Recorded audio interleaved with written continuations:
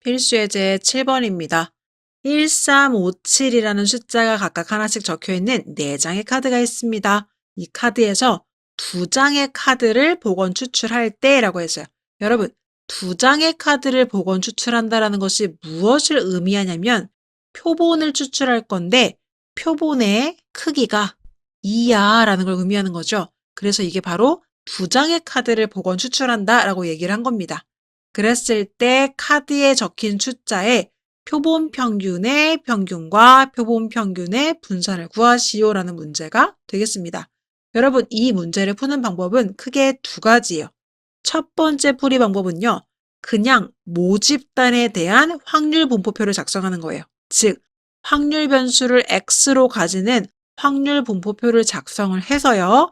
여기서 모평균, 모분산, 모표준 편차를 구한 다음에 이걸 토대로 문제에서 물어본 표본 평균의 평균과 표본 평균의 분산을 구하는 방법이 있습니다. 대신에 이것은요. 확률 변수 x는 모집단에 대한 거기 때문에 표본 추출이 아니죠. 그러니까 이때 이 문제에서 알려준 표본의 크기가 2다를 신경 쓰지 않고 일단은 표를 구해주고요. 이 구해준 표에서 모분산과 모표준 편차를 구할 때 이것을 표본 평균의 분산과 표본 평균의 표준 편차로 바꾸려면 n이나 루트 n으로 나눠야 되죠. 이때 이 2라는 값을 사용하면 되는 겁니다. 그래서 결과적으로는 1, 3, 5, 7 이 4가지 확률 변수에 대한 확률 분포표를 작성하면 되는 거예요. 그게 바로 모집단에 대한 특성을 활용하는 풀이 방법이 되겠고요. 그럼 이 방법이 아니라 이번에는요. 표본 평균 x바에 대한 확률 분포표를 작성을 하는 2번째 풀이 방법을 활용하면 어떻게 문제를 풀 수 있을까요? 그때는요. 바로 표본 평균의 평균과 분산과 표준 편차를 구할 수가 있습니다.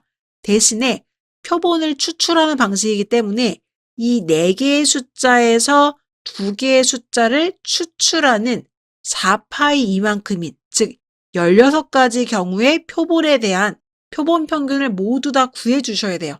그 다음에 확률 분포표를 작성해 주셔야 합니다. 즉 무슨 말이냐면 1과 1을 뽑았을 때, 1과 3을 뽑았을 때, 1과 5를 뽑았을 때 이런 식으로 해서 총 16가지, 7과 7을 뽑았을 때까지 하면 이게 총 16가지거든요. 이 16가지 경우의 수에 대해서 각각의 표본의 표본 평균을 다시 구하는 거예요. 얘를 가지고 표본 평균을 구하면 1, 얘를 가지고 구하면 2, 우리 예전에 이 과정을 필수 예제를 통해서 해본 적이 있었죠. 얘를 통하면 3, 이런 식으로 다 구한 다음에 이 결과를 토대로 다시 확률 변수를요. 표본 평균 x바로 갖는 이러한 확률 분포표를 다시금 그려줘야 되는 거예요.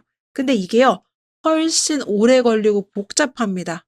그래서요. 다이렉트로 표본 평균의 평균과 분산과 표준 편차를 구할 수는 있겠지만 훨씬 오래 걸려서 우리가 기본적으로 사용하는 방법은요. 확률 분포표는요. 확률 변수 x, 즉 모집단에 대해서 작성합니다. 그래서 그냥 조금 돌아가더라도 모평균, 모분산, 모표준 편차를 구한 다음에 표본 평균의 평균과 분산과 표준 편차는 공식으로 구해주는 것이 훨씬 빠르게 푸는 방법이 되겠습니다. 이해되시죠? 그래서 이 2번째 방법은요. 우리가 일반적으로 사용하지 않고요. 첫 번째, 확률 변수 x에 대한 확률 분포표를 작성하는 방법으로 문제를 한번 풀어보도록 하겠습니다.